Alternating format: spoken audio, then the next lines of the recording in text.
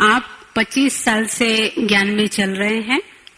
आप बड़े किचन में ब्रह्मा भोजन बनाने की सेवाएं करते रहते हैं और आप सब जो मुरली के पॉइंट्स बोर्ड पर आप लोग देखते हो वो सब इनकी ही लिखत है।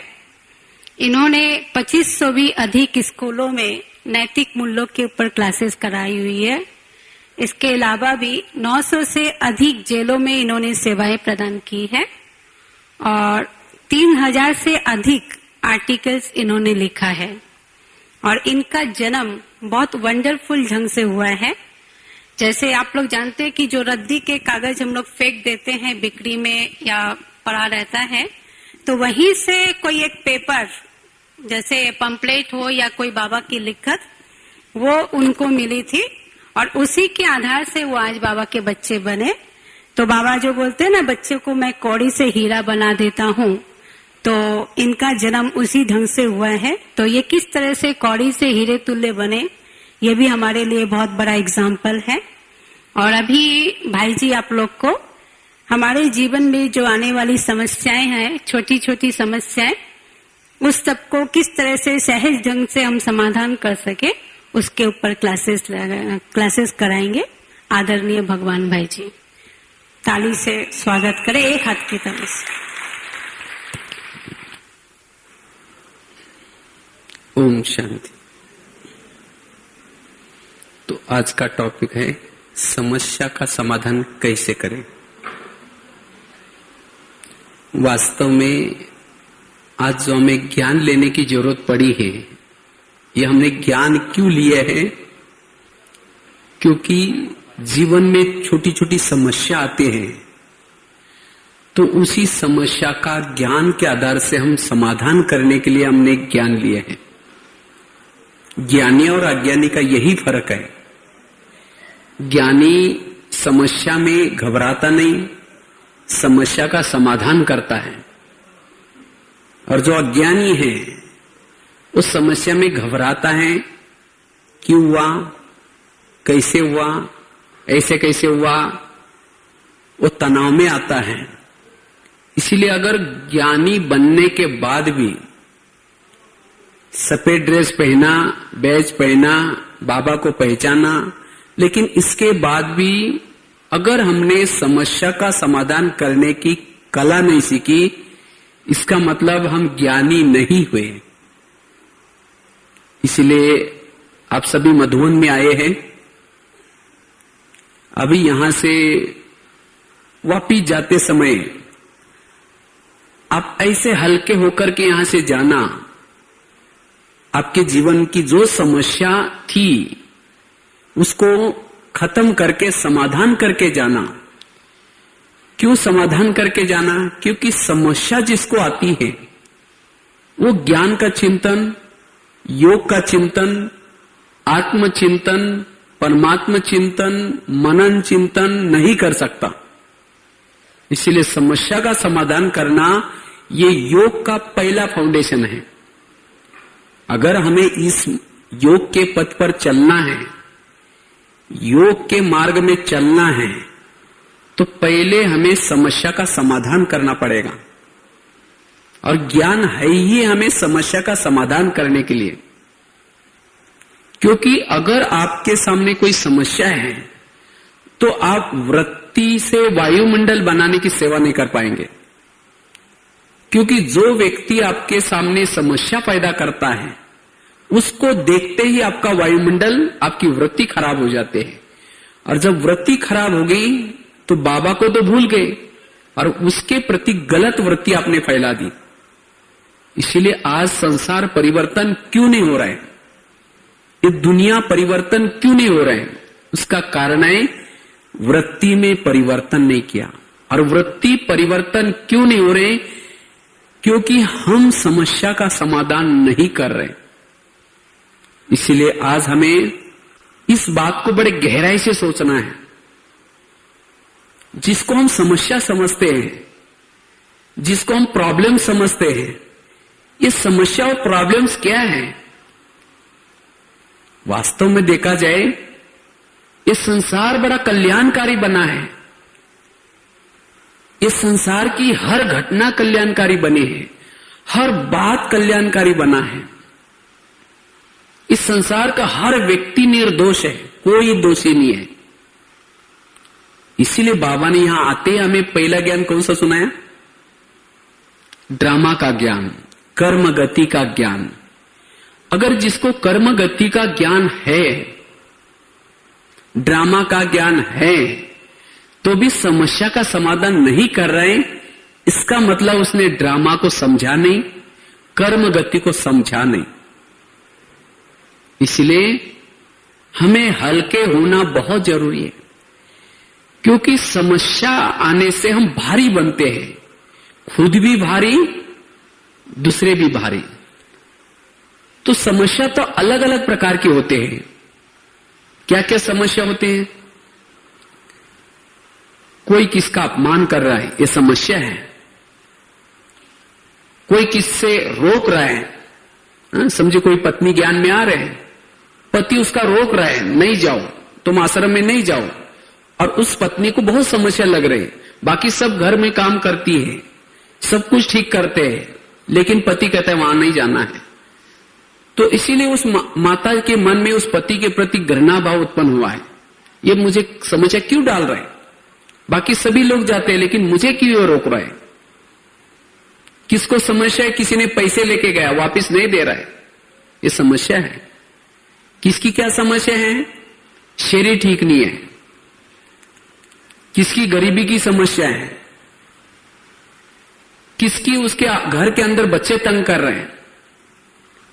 किसकी है बच्चे बीमार पड़ रहे हैं, पैसा बहुत जा रहा है उसमें। और कलयुग को कहा ही जाता है समस्या का युग। तो अनेक प्रकार की समस्या है। कोई किसी को रिस्पेक्ट नहीं दे रहा है, कोई किसी को दबा कर रख रहा है, आगे बढ़ने नहीं दे रहा है। और इसीलिए आज हमारा वो ज्ञान का चिंतन चलने के बजाय सवेरे तो मुरली तो सुन लेते हैं, फिर कहते हैं आज किसी का परचिंतन नहीं करेंगे, आज अंतर्मुखी बनेंगे, आज किसी के चक्कर में नहीं जाएंगे, आज बहुत अच्छा योग लगाएंगे। लेकिन जब कर्म क्षेत्र पर गए, जो समस्या डालता है उसको देखने के बाद फिर कहेंगे फिर आज ऐसा कर रहा है, फिर इसने ऐसा किया, ऐसा वैसा ऐसा वैसा करके फिर परचिंतन करेंगे। फिर शाम को जब योग में बैठेंगे, अरे आज तो परचिंतन भी किया, आज किसी की निंदा भी की, जब बेचारे के निर्दोष है, कोई बात नहीं। तो इस तरह से आज हमारा मन कमजोर होता जा रहा है, वृत्ति खराब होती जा रही है।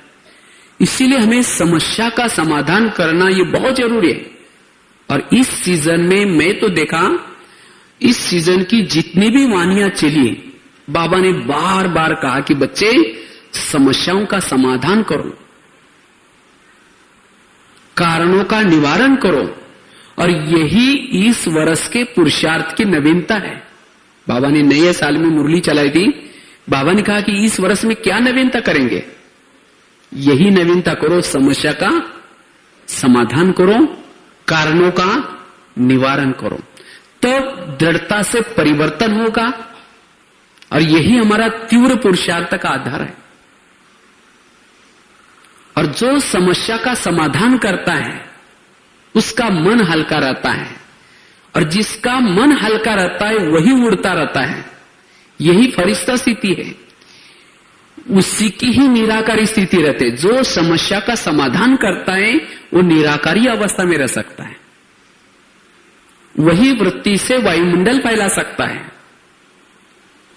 वही अपना आत्मा का दर्शन कर सकता है, परमात्मा का चिंतन कर सकता है। लेकिन ये समस्या, तो समस्या क्या है?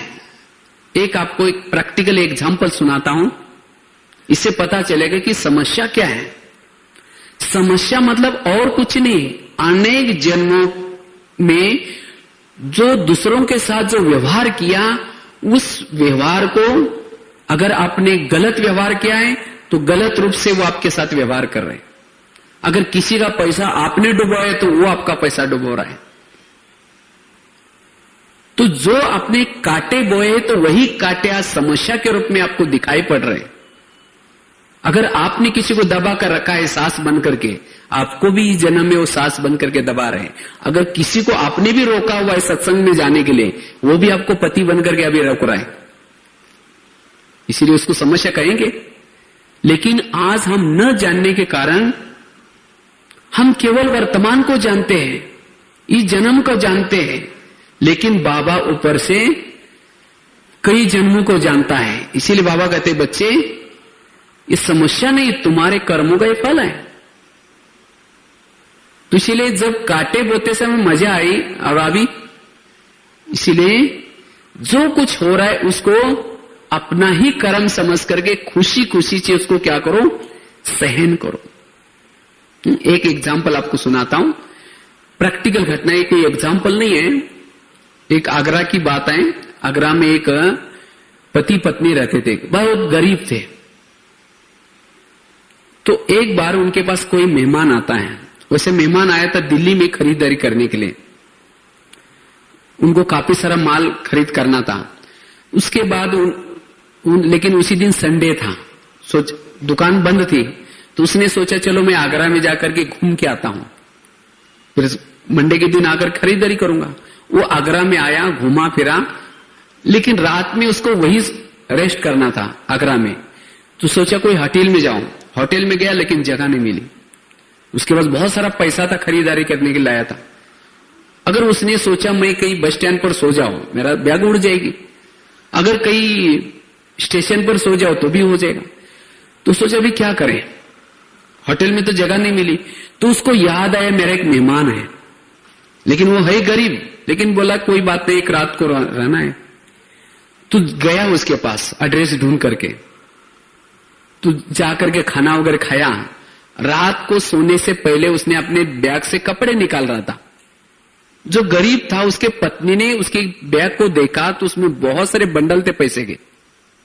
उसके मन में कुछ काला आ गया उसके प्रति। सोचते कि इसके पास इतना सारा पैसा है और हम तो गरीब है। जब रात में वो सोया था मेहमान, उस पत्नी ने एक बड़ा सा पत्थर लाकर के उसके सिर पर डाल दिया और उस मेहमान का मर्डर कर दिया। और उसको बाजू में जमुना नदी थी, यमुना, उसमें क्या किया, उसको फेंक दिया। और पति को कहा कि मैंने ऐसा काम किया। तो पति तो बहुत डर गया, कहा कि किसको अगर पता चलेगा तो, बोले हम किसी को पता ही नहीं चलने देंगे। लोगों से छिपा सकते हैं, पुलिस से छिपा सकते हैं, गवर्नमेंट से छिपा सकते हैं, लेकिन कर्मों से कोई भी छिपा नहीं सकता। आखिर उन्होंने उसी पैसे से बहुत बड़ा फ्लैट खरीद किया और बिल्डिंग बांधी। पैसे और भी बच गए। उसी पैसे से क्या किया उन्होंने, दुकान खोला, एक कार खरीद की। उसके बाद उनकी गरीबी तो खत्म हो गई। कुछ सालों के बाद उनको एक बच्चा हो गया और बच्चे के साथ बहुत प्यार रहता था उनका दोनों का। उनको कार में छोड़ना लाना ये करना, बड़ा बच्चा काफी बड़ा हो गया। कुछ साल के बाद वो बच्चा बीमार पड़ा, इतना बीमार पड़ा, उसके लिए बहुत खर्चा आ गया। कार बेची तो भी ठीक नहीं हुआ। आखिर जो बनाया था दुकान वो भी बेचा तो भी ठीक नहीं हुआ। आखिर जो मकान बनाया था वो भी बेचा तो भी ठीक नहीं हुआ। आखिर एक दिन वो बच्चा कहता है, पापा जी अपने को जो पैसा मिला था वो खत्म हो गया, मैं जा रहा हूं। तो बच्चा कौन था? बच्चा वही था जो मेहमान जिसके पैसे लिए थे। अगर वो व्यक्ति कहे, जो गरीब जो था, मेरे जीवन में बहुत समस्या आ गई, मेरा बेटा भी बीमार मर गया, फिर मेरी कार भी बेची गई, समस्या क्या है? उसने जो कर्म किया उसका वो फल। इससे स्पष्ट होता है कि समस्या क्या है। इसीलिए अगर मुझे कोई तंग कर रहा है तो ये मेरा हिसाब किताब है। इसीलिए बाबा ने कर्मों का ज्ञान क्यों बताया? इसीलिए हमें समाधान करना जरूरी है। जो आपको समस्या डाल रहे, आपका हिसाब ले रहा है। इसलिए समस्या का समाधान करने के लिए एक बहुत सुंदर फार्मूला है, वो है निगेटिव बातों को क्या बना दो, पॉजिटिव। जो निगेटिव बातों को पॉजिटिव में लाता है उसका अपने संकल्प बच जाएंगे, उसकी एनर्जी बच जाएगी और उसके प्रति वृत्ति जो समस्या डाल रहा है उसके प्रति वृत्ति भी खराब नहीं होंगी। बाबा ने एक होमवर्क दिया हमें 15 दिन के लिए, और बाबा उसका रिजल्ट अभी लेंगे। हाँ, कौन सा? दुआएं दो और दुआएं लो। दुआएं कौन दे सकता है? जो जीवन में आने वाली हर बातों को, हर निगेटिव बातों को पॉजिटिव में लेता है। अगर कोई समस्या डाल रहे हैं, अगर आपने उसको पॉजिटिव लिया तब जाकर के आप दुआएं दे सकते हैं। दुआएं वही दे सकता है जो सहन करता है। दुआएं वही दे सकता है जिसने कर्म गति को समझा है। दुआएं वही दे सकता है जिसने धैर्यता को अपनाया है। दुआएं वही दे सकता है जिसने समाने की शक्ति को अपनाया है। दुआएं वही दे सकता है जिसके अंदर शुभ भावना का भंडार भरपूर है। दुआएं वही दे सकता है जिसके अंदर कंट्रोलिंग पावर है। इसलिए कर्म गति को समझना ये बहुत जरूरी है। और जिन्होंने कर्म गति को समझा है, ना उसको घर की कोई समस्या लग रहे, ना उसके कोई पड़ोसी की समस्या लग रहे, उसको जीवन का आनंद लेगा। वो समस्या नहीं लग रही लेकिन खेल लग रहा है। इसीलिए समस्या का समाधान करना बहुत जरूरी है। नहीं तो आज दुनिया में भी यही चल रहा है। आज अंतिम समय क्या चल रहे हैं, जिसको कहते समस्या में तनाव पैदा हो रहा है। दुनिया में क्या करते हैं, जिसको तनाव आता है वो शराब पीता है, या फिर गुस्से से मर्डर करता है, बदला लेता है, या फिर क्या करता है, स्वयं को सुसाइड करता है। लेकिन ब्राह्मणों को जब समस्या आते हैं, हाँ, बदवाएं देना शुरू करेंगे, उसे बात करना बंद करेंगे, संगठन से अलग हो जाएंगे, मुरली सुनना छोड़ देंगे, पर चिंतन करेंगे, औरों को सुनाएंगे मेरे को ऐसी समस्या है। फिर मधुबन में भी लेटर लिखेंगे, जोनल इंचार्ज को भी लेटर लिखेंगे, ब्राह्मणों को, और इसी में चिंतन चल रहा है। इसका मतलब जिसने ये ड्रामा रचा उसके ऊपर विश्वास नहीं है अभी तक। इसका मतलब कर्म गति को समझा ही नहीं। इसीलिए आज हमें कर्म गति को समझना बहुत जरूरी है। इसीलिए बाबा ने यहां केवल आत्मा का ज्ञान नहीं बताया। नहीं तो केवल बाबा कहता है बच्चे आत्मा समझ करके मुझे याद करो। ये ड्रामा का ज्ञान, कर्म गति का ज्ञान क्यों सुनाया? क्योंकि इसके बिना आत्मा अभिमानी नहीं बन सकते। इसके बिना हम परमात्मा का चिंतन नहीं कर सकते। इसके बिना कर्मातीत नहीं बन सकते। क्योंकि समस्या में जैसे कहा संकल्प ज्यादा चलते हैं। आज दुनिया में भी जो बीमारियां होती जा रहे हैं, क्यों होती जा रहे हैं? क्योंकि समस्या के कारण। समस्या में दिमाग क्या होता है? गर्म होता है। और जिसका दिमाग गर्म होता है इसको कई प्रॉब्लम्स, हार्ट फेल, डायबिटीज, कई प्रकार है। इसीलिए कहावत भी बने ना, जिसका पाँव गर्म, पेट नरम, दिमाग ठंडा, उस घर में कोई डॉक्टर है उसको मार दो डंडा। वहां डॉक्टर आने की कोई भी जरूरत नहीं। लेकिन आज हर एक को समस्या है।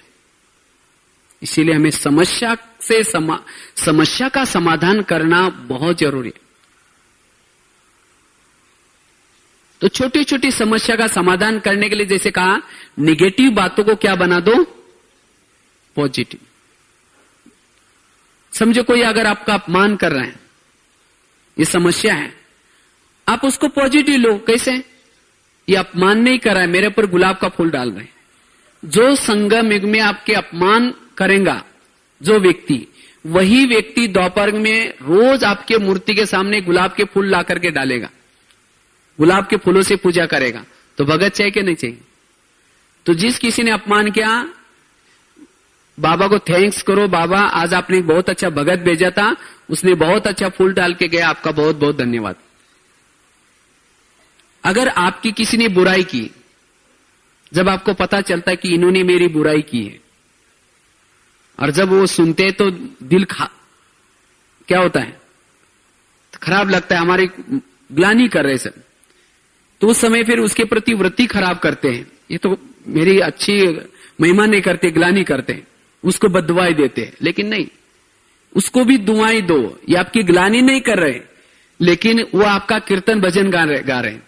जो संगम में बुराई गाएंगे, इधर उधर बुराई सुनाएंगे, दूसरों के प्रति आपकी भावना खराब कराएंगे, वही लोग द्वापर में आपकी भावना बिठाने का काम करेंगे, अर्थात कीर्तन गाने वाले काम करेंगे।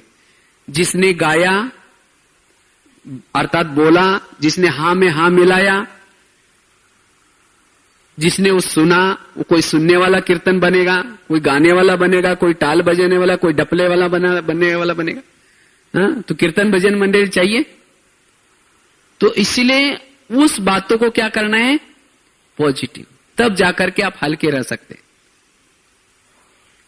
अगर कोई माता जी है, उसका अपना पति तंग करता है, पॉजिटिव ले लो, हो सकता है मैं भी इसका पति बन करके कभी तंग किया होगा, इसलिए मेरा हिसाब किताब चुप तो हो रहा है। कोई सास तंग कर रहे हैं, कोई बात नहीं, मैं भी इसकी सास बन करके कभी तंग किया होगा, इसीलिए उसको पॉजिटिव लेकर के उस आत्मा को दुआई दो। दुआई देने से वो आत्मा में परिवर्तन आ सकता है। इधर उधर सुनाने से, फैलाने से वो बात और बढ़ सकती है और दुश्मनी हो सकती है। इसीलिए बाबा ने कहा कि बच्चे, कोई कैसा भी हो, आप उसको दुआई दो। तो इसीलिए समस्या का हमें क्या करना है, समाधान करना है, तब जाकर के हमारे संकल्प बच जाएंगे। इसलिए बाबा ने इस सीजन में बहुत अच्छी एक मुरली में कहा, बच्चों को चाबी भी दी है खजाना की, और चाबी का नंबर भी बताया है। कितना नंबर है, 3 बिंदु, ड्रामा बिंदु, आत्मा बिंदु और परमात्मा बिंदु। जैसे आजकल ताले निकले ना, वो राउंड में नंबर होते हैं उसके, 0 से लेकर के 9 तक, 0 से 9 तक, 0 से 9 तक, और उसमें कंपनी का नंबर होता है। समझो उस ताले का नंबर है 521, तो एरो के नीचे कितना मिलाना पड़ेगा, 5, 2, 1, नीचे की लाइन का 1, बीच का लाइन का 2 और ऊपर का 5। जब एरो के नीचे मिलाएंगे तब ताला खुलेगा और खजाना आप ले सकते। इसी तरह बाबा के पास जो खजाना है उसको लेना है, उसका नंबर है 3 बिंदु, ड्रामा बिंदु, आत्मा बिंदु, परमात्मा बिंदु। तो जब भी हम योग में बैठते तो हम क्या करते हैं, शुरू तो करते हैं मैं आत्मा हूं, शांत स्वरूप हूं, फिर कहेगी मेरे को उन्होंने क्यों बोला, मेरे को ऐसा क्यों बोला, माना 0 लगाने के बजाय 9 नंबर 6 नंबर मिला रहे। क्योंकि जब आप सारा दिन के जो विघ्नों का, ये समस्या का जब चिंतन करते हैं तो आपके संकल्प व्यर्थ जाते हैं, और जिसके संकल्प व्यर्थ जाते हैं वो आत्मा बिंदु की अनुभूति नहीं कर पाता, और जिन्होंने आत्मा बिंदु की अनुभूति नहीं की वो परमात्मा बिंदु की अनुभूति नहीं कर पाएगा। और इसीलिए आज परमात्मा की अनुभूति क्यों नहीं हो रहे, क्योंकि समस्या का पॉइंट नहीं लगा रहे।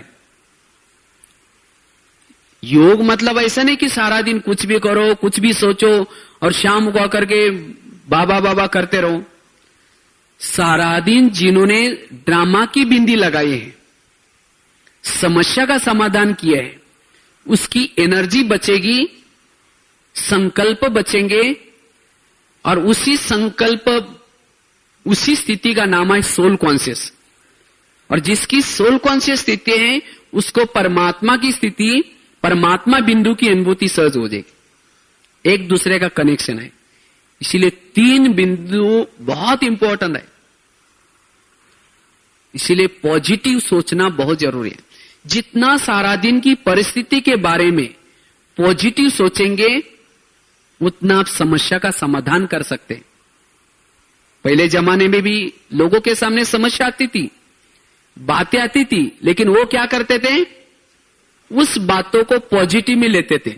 मैंने हमेशा एक एग्जाम्पल सुनाता रहता हूं। एक महाराष्ट्र में एक संत थे जिनका नाम था संत तुकाराम महाराज, आप लोगों ने भी सुना होगा। कहते वो बहुत भक्ति करते थे विठल की, तो गली के लोगों ने क्या किया, उस संत को भक्ति करने के लिए मना किया, तभी भी उन्होंने नहीं छोड़ा। तो सभी लोगों ने एक दिन पकड़ करके उसके गले में सब्जियों की माला पहना दी, बैंगन, टमाटर, आलू, मटर, सभी सब्जियों की माला बना करके, और उस संत के बाल उतार करके हल्दी का लेप लगा दिया, और मुंह काला करके क्या किया, उस संत को एक गधे पर उल्टा मुंह करके बिठाया और उसको गली गली में घुमाया। इतना भी नहीं छोड़ा, जहां उनकी पत्नी रहती थी वहां तक लेके आए, और पत्नी को अंदर से बुला करके कहा कि इनको हमने बहुत समझाया लेकिन नहीं माना। जब उसकी पत्नी देखती मेरे पति का साथ ऐसा किया तो उसको गुस्सा आता है, सभी लोगों को गाली देते। तो उस समय उस संत अपनी सब्जी की माला दिखा करके बोलते हैं, बेचारे को गाली क्यों दे रहे हैं, ये लोगों ने तो अपने लिए 8 दिन के लिए सब्जी ला कर दी है। और कहा कि इनको गाली क्यों देते, मैंने तो अपना गांव देखा ही नहीं था, आज ये लोगों ने अच्छी तरह मुझे गली गली में घुमा करके लाया है, घर घर, इनको गाली क्यों देते। और कहा कि इनको गाली क्यों देते हैं, मेरे सिर में तो फोड़े हो रहे थे, ये लोगों ने बाल उतार करके हल्दी लगाई, औषध किया, उनको गाली मत देना, चाय पानी पिला करके भेजना। समस्या का क्या किया, समाधान। इसी तरह हमें भी ये कला सीखनी है, हर निगेटिव बातों को क्या बना दो, पॉजिटिव। तब आपको, और वास्तव में समस्या है, समस्या आपको अच्छाई की तरफ लेके जाने के लिए आती है। समस्या अगर नहीं होती तो आपका कल्याण कभी नहीं हो सकता। समस्या ने तो आपका कल्याण कराया, तो समस्या से क्यों घबराते। इसीलिए गीता का टोटल सार क्या है, जो हुआ अच्छा हुआ, जो हो रहा है अच्छा हो रहा है, जो होगा वो भी अच्छा। इसी तरह हमारे इस ज्ञान का भी टोटल सार है, जो हुआ अच्छा। अगर आपके जीवन की जो आज तक जो बीती हुई समस्या, अगर वो समस्या नहीं आती, क्या आप यहां आते। क्योंकि जब व्यक्ति को समस्या आते हैं तब उसको अशांति होते, तो शांति के लिए कुछ ना कुछ भक्ति करता है, मंदिरों में जाता है, उपराम होता है। इसी तरह जब हमारे जीवन में समस्या आई तो हम भक्ति करना शुरू किया, और भक्ति का फल देने के लिए फिर बाबा आया, और इसीलिए ज्ञान मिला, इतना अच्छा परिवार मिला, दादियों से मिले, मधुवन में मिले। अगर वो समस्या नहीं आती तो क्या यहां आते। इसीलिए हमारे समस्या का बड़ा धन्यवाद, जिन्होंने हमें इतना अच्छा श्रेष्ठ ज्ञान दिलाया, और जिसके कारण हम सतयुग में जा रहे हैं। तो जो आई उन समस्या ने तो कल्याण किया, लेकिन अभी जो समस्या आ रहे, क्या ये कल्याण नहीं करेंगे, विश्वास नहीं है। और बाबा ने जो खेल रचाया है, ये खेल बड़ा कल्याणकारी रचा हुआ है। अगर आपका कोई पड़ोसी तंग करने वाला नहीं होता तो पिछले जन्म का हिसाब किताब कैसा होता, चुकता। उसके लिए एक्स्ट्रा तो आप योग तो लगाते नहीं, इसीलिए वो चुक्त कर रहा है समस्या करके। समस्या को सहन करने से भी विकर्म विनाश होते, याद रखना है। केवल योग लगाने से सहन विकर्म विनाश होते ऐसे नहीं, लेकिन कोई समस्या डाल रहा है, अगर आपने उसको सहन किया, कई दिनों के विकर्म विनाश हो गए, आप हल्के हो गए। इसीलिए समस्या को समाधान करके विकर्म विनाश करना है, न कि इधर उधर फैला करके, और विकर्म बन जाते हैं। और अगर आपको अभी समस्या नहीं आती तो आप कर्मातीत कभी नहीं बनते। जैसे बता ना, किसी माता को अगर पति तंग करता है, अगर वो पति तंग नहीं करेगा, उस माता का योग उससे लगेगा, कहेगा मेरा पति बहुत अच्छा है, कभी तंग नहीं करता, उसका योग भी फिर ज्यादा नहीं लगेगा। जितना वो पति तंग कर रहा है, सास तंग करे, उतना वो उपराम होती जा रहा है। इसीलिए बाबा कहते हैं ना, जो बांधेल या माता है उनका योग मेरे से ज्यादा होता है, और जिसको कोई बंधन नहीं, कोई समस्या नहीं, ज्यादा योग नहीं लगता फिर। इसीलिए भाग्यशाली आत्माएं वो है जिनके सामने समस्या आते हैं। जिनके सामने कोई समस्या नहीं आती, उनका योग ठीक नहीं है, वो पुरुषार्थ ठीक नहीं कर रहे। अगर समस्या ज्यादा आते रहे, इसका मतलब आपका योग बहुत अच्छा लग रहा है। क्योंकि जो बच्चे स्टडी करते हैं उनकी नौकरी अच्छी लगती है, परीक्षा ज्यादा देते हैं। अगर परीक्षा के समय रोएंगे तो नौकरी लगेगी। इसीलिए बाबा कहते बच्चे समस्या का समाधान करो, नहीं तो कई समस्या से तंग होकर के जो समस्या डालता है उसको बदवाएं देते, इसके कारण इसका सत्यानाश हो जाए, ये तो मुझे तंग कर रहे हैं। लेकिन नहीं, ये सोचो कि ये तो मुझे कर्मातीत बना करके छोड़ेंगे। पॉजिटिव लो, इसीलिए उसको दुआ, क्योंकि जब हम कई बदवाएं देते तो हमारी काफी सारी एनर्जी उस बदवा में चली जाते, हम खाली हो जाते। बदवाई एक अग्नि है जिसमें पाप पुण्य कर्म भस्म हो जाते, बदवाओं में पुण्य कर्म भस्म होते। इसीलिए कभी भी किसी को बदवाएं नहीं दो, धैर्यता रखो। जो समस्या डाल रहे हैं वो आपके विकर्म को विनाश कर रहा है, इसीलिए धैर्यता। मेरे को किसी ने एसएमएस भेजा था, जब समस्या दरवाजा ठकठकाने के लिए आती है तो तुम दरवाजा खोलने के लिए किसको भेजो? धैर्यता को भेजो। मना कोई भी समस्या जब आती है आप धैर्यता लो, वो समस्या खत्म हो सकते हैं। इसीलिए हमें समस्या का क्या करना है? समाधान करना है। एक माताजी की बात एक मैं सुनी, और जिस समय निकाला फिर उसको, उसके बाद उसको तो पश्चाताप हुआ क्योंकि गुस्सा आया था उसको। बाद में इतनी उपराम हो गई, फिर भक्ति करने लगी, फिर बाद में बाबा का ज्ञान मिला और बाबा के ज्ञान में चलने लगी। लेकिन जब वो योग लगाती थी वही बात उसको याद आती थी। तो एक बार बाबा को उन्होंने पूछा, बाबा मुझे वो बात याद आ रही, भूलती नहीं। तो बाबा ने कहा कि बच्ची तुमने जो किया वो ठीक किया, अगर वो काम नहीं करते तो आज यहां आती नहीं, तुम्हारा पाप का घड़ा भर गया, इसके कारण तो तुम्हें भगवान मिल गया। तो कहने का मतलब कभी कभी हमें भी बीती हुई समस्या की बातें, जो कड़वाहट बातें हैं जो हम नहीं करनी थी वो याद आते हैं, और फिर हम कभी भगवान मिलने के बाद भी उस बात को याद करके नाराज हो जाते हैं, मैंने वो कैसा काम किया, मैं यहां आने के लायक भी नहीं। लेकिन नहीं, अगर वो काम नहीं करते तो आज यहां होते नहीं। इसीलिए कहते हैं ना, पापी का पाप का घड़ा भरने के बाद आपको वो करना ही था, अगर नहीं करते तो आपका घड़ा भरता नहीं। इसके कारण भगवान को अवतरण करने के लिए निमित्त बनाओ। इसीलिए जो हुआ अच्छा हुआ। और समस्या तो सबके सामने है, बातें सबके सामने है। कहते, और एक बात आपको सुनाते हैं, कहते एक माता जी थी, भगवान के पास जाती है और भगवान को कहते, भगवान मेरे जीवन में आपने कितनी सारी समस्या दी है, मैं कितना दुखी हूं, बहुत प्रॉब्लम्स है मेरे सामने। तो भगवान कहते, अच्छा तुम्हें ज्यादा समस्या है ना, तुम अपनी समस्या की सभी बातें एक चिटकी पर लिख दो, क्या क्या समस्या है, और उसी चिटकी को गठड़ी में बांधो, और उसी गठड़ी को गांव के बाहर एक बड़ का पेड़ा वहां टांग के आओ। तुम्हारा ज्यादा है ना, मैंने तुम्हारे लिए पार्सलिटी की, मेरे से गलती हो गई, तो तुम्हारी सभी बातें एक चिटकी पर लिख दो, और उसी चिटकी को गांव के बाहर एक बड़ का पेड़ा वहां टांग दो।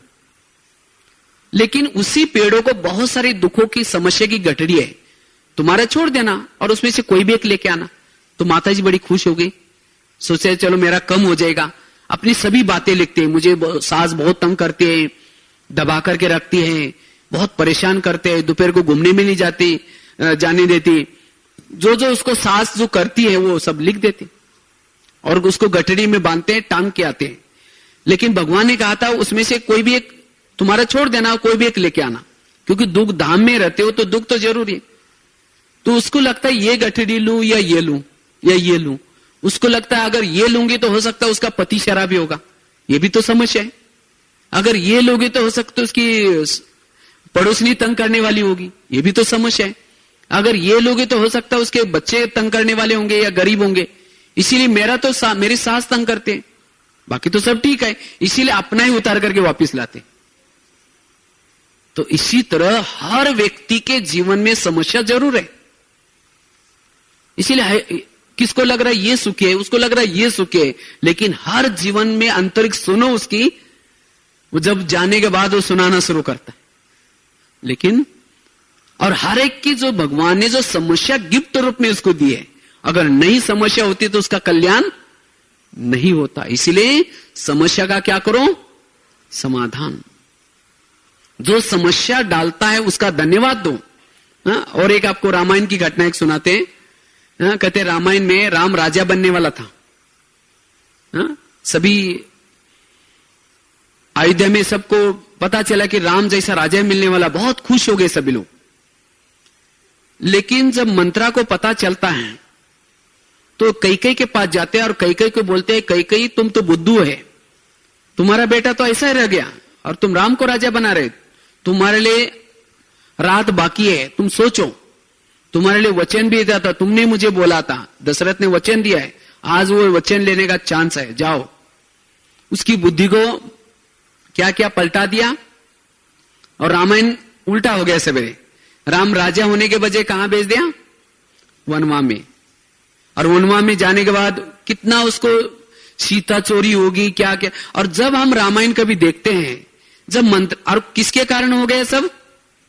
मंत्रा के कारण। तो मंत्रा को देखने के बाद हमारी भावना क्या हो जाएगी? अच्छी रहेगी या बुरी रहेगी? उसको देखने के बाद कहेंगे देखो उसके कारण बेचारा को इतना, उसने जो किया ठीक किया। अगर वो मंत्रा रात के समय वो काम नहीं करती तो राम राजा बन करके बैठता, उसकी सीता चोरी नहीं होती, सीता चोरी नहीं होती तो रावण को नहीं मारता, रावण को नहीं मारता तो उसकी राम की कोई महिमा नहीं होती। केवल मंत्रा के कारण उसकी इतनी महिमा है। यह है पॉजिटिव दृष्टिकोण।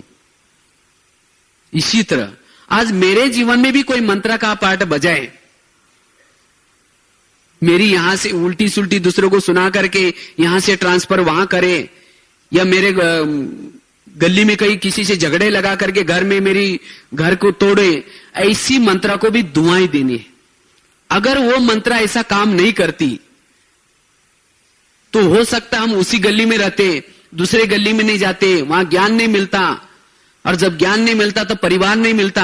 तो ऐसी मंत्रा को भी क्या करना है? दुआएं देना है। लेकिन हम क्या करते हैं? उंगली तोड़ करके कहेंगे इसका सत्यानाश हो गया, इसके कारण ऐसा हो गया, फिर इतना सबको सुनाएंगे इसके कारण ऐसा हो गया। और हर एक के जीवन में कोई ना कोई एक मंत्रा तो जरूर होती है, और वो मंत्रा नहीं, वही आपकी असली भगत है, और वो भी आपके घर के पड़ोस में है। और उसको देखते हमारा पुरुषार्थ ढीला हो जाता है। कहते ये यहां से चली जाए, मैं बहुत अच्छा योग लगा सकती हूं, इसके कारण मेरा योग नहीं लगता। मुरली तो सुन ली, बहुत अच्छा ये किया, लेकिन उसको देखते ही स्मृति आ जाते हैं और हमारी वृत्ति खराब हो जाते हैं, उससे वाइब्रेशन भी खराब शुरू हो जाते हैं। इसीलिए हमें उस आत्मा के प्रति क्या करना है? पॉजिटिव दृष्टिकोण बनाना है। और सचमुच अगर वो आत्मा आपके साथ ऐसा नहीं करती तो आप उपराम नहीं बनते, उसके कारण ही आपका कल्याण हो रहा है। इसीलिए उसी भगत को दुआएं दो, कभी बदुआएं नहीं दो। रहना तो वहीं रहना है, आपका हिसाब किताब उसी गली में है, उसी ऑफिस में है, उसी के साथ में है, तो इसीलिए उसके प्रति वृत्ति को स्वच्छ बना दो।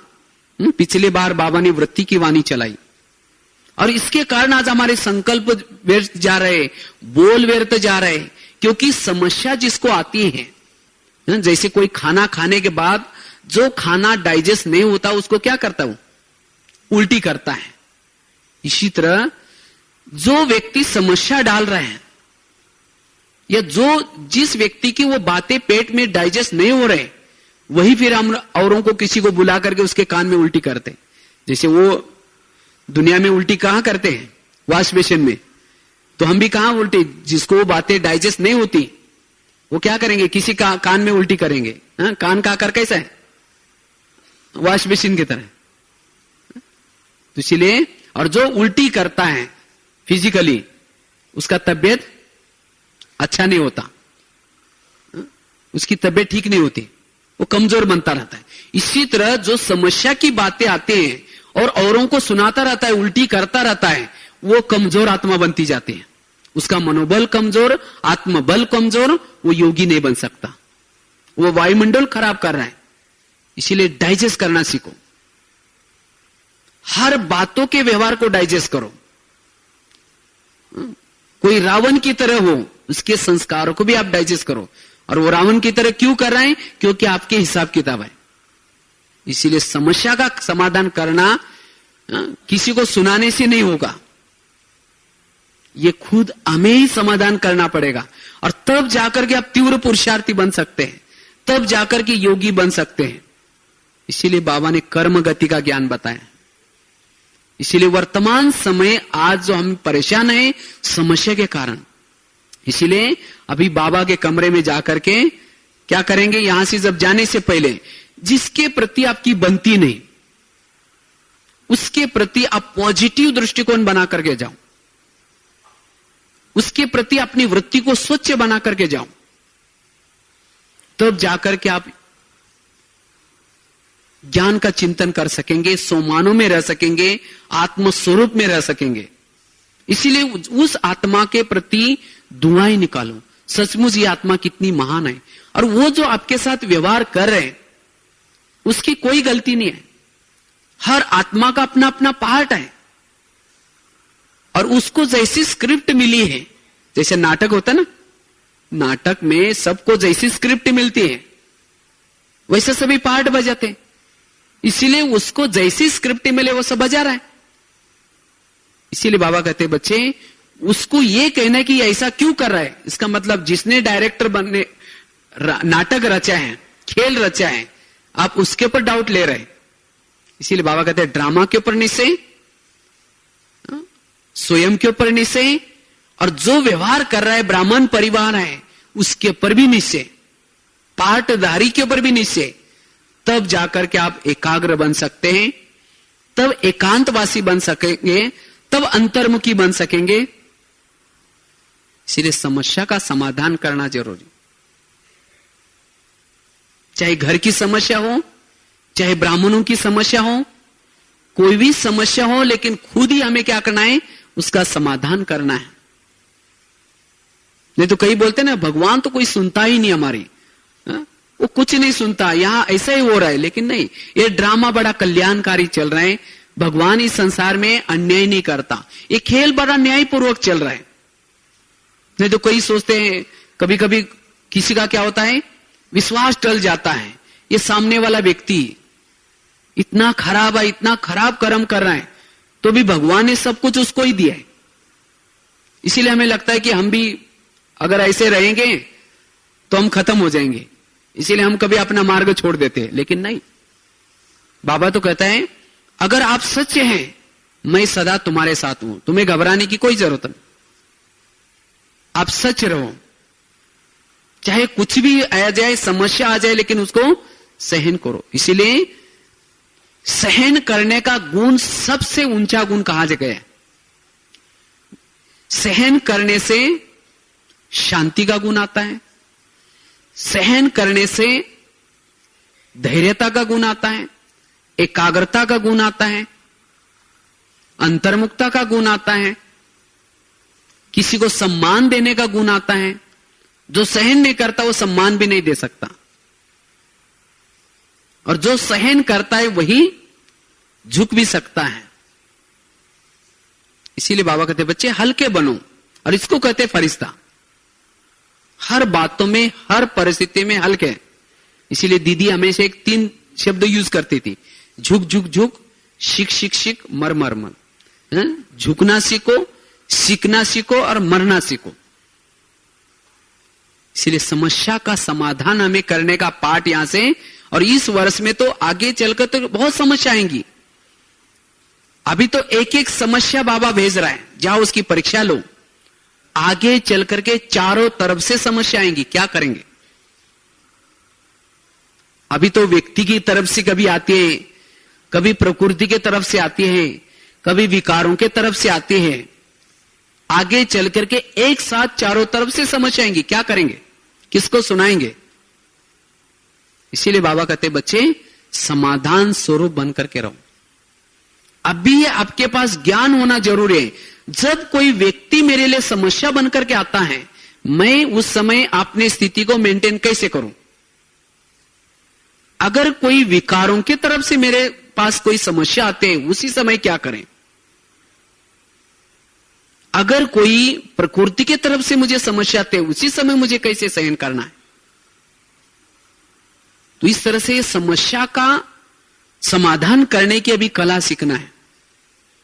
कई सोचते हैं मुझे तब सहन नहीं होता, तब मुझे गुस्सा आता है, इसको हम कितना उपकार करते हैं, हमने इसको इतना मदद करते हैं, तो भी यह हमारे ऊपर अपकार करता है, इसीलिए मुझे गुस्सा आता है।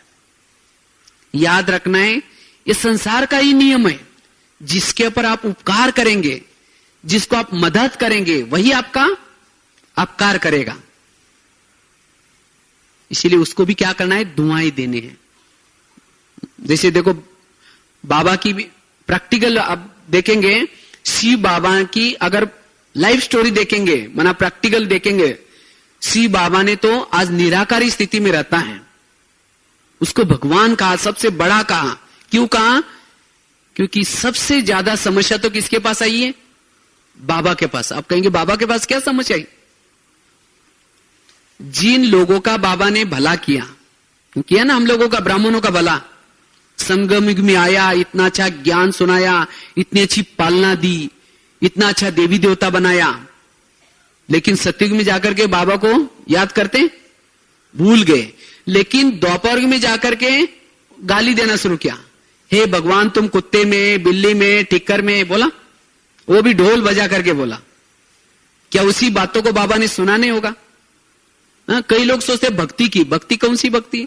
अगर हमें भी कोई कहे आप कुत्ते में, कितना गुस्सा आएगा अंदर से। अगर इतनी बड़ी शक्ति को अगर कहा और उसके पास पावर है, अगर कोई गाली देता उसको जला भी सके, लेकिन बाबा ने क्या किया? उसको सहन किया, समाया अंदर। और यह भी नहीं सोचा जब मैं नीचे हो जाऊंगा, जिन्होंने मेरे पर अपकार किए, गाली दी, मैं कभी उनको देवता नहीं बनाऊंगा, इस कल्प में कोई नए लोगों को बनाऊंगा, सोचा। और यह भी नहीं सोचा जब नीचे जाऊंगा, जिन्होंने मेरा बुरा किया उनको पकड़ करके गला दबाऊंगा, सोचा। इसीलिए बाबा का गायन है, अपकारी पर भी उपकार करने वाला, गाली देने वालों को भी गले लगाने वाला। बाबा के गुण केवल गाते नहीं है। आज बाबा ने कहा ना, बाबा को याद करना मतलब केवल शिव बाबा करना नहीं, लेकिन बाबा को याद करना, अर्थात बाबा ने जैसे किया वैसे गुणों को लाना। आज हमें कोई गाली देता है, 15 दिन बात नहीं करेंगे, इधर मुंह करके जाएंगे। जब बाबा आता है अभी, तो क्या हमारे जो गाली देने वालों के प्रति मन में कुछ है? हाँ, ये गाली दिया था, तुम मेरी दृष्टि नहीं लो, बोलता है। कितना अंदर सोच। इसीलिए बाबा निराकारी अवस्था में रहता है। आज हम निराकारी अवस्था में क्यों नहीं रहते? क्योंकि हमारी हर एक के प्रति वृत्ति खराब। जो गाली देता है खास तो उसके प्रति वृत्ति खराब रहती है, और इसीलिए हमारी एनर्जी वेस्ट हो जाते हैं, और जिसके कारण हम सोल कॉन्शियस में नहीं रहते। इसीलिए बाबा कहते बच्चे वृत्ति को स्वच्छ बना दो। इसीलिए जो ऐसे हमारे साथ व्यवहार करते हैं, ऐसे को ही दुआएं देनी है। कोई गाली देने वाला भी हो, कोई महिमा करने वाला भी हो, दोनों की प्रति वृत्ति समान हो। कोई आपके भाष्य वाला हो, कोई दूसरे भाष्य वाला हो, सबके लिए दृष्टि हमारी समान हो। इसको कहते एक रस। और जो एक रस रहता है वही एकाग्रचित रहता है। याद रखना है, अगर हमारी वृत्ति खराब है, वृत्ति जिसके प्रति खराब है, आप विश्व की मनसा सेवा नहीं कर सकेंगे, वायुमंडल नहीं बना सकते। वायुमंडल को रोक देगा, वो दीवार बन करके आते। इसीलिए वृत्ति को क्या करना है? स्वच्छ बनाना। अपकार करने वाले के ऊपर भी उपकार करना है। देवी होते, कोई देवी समझो,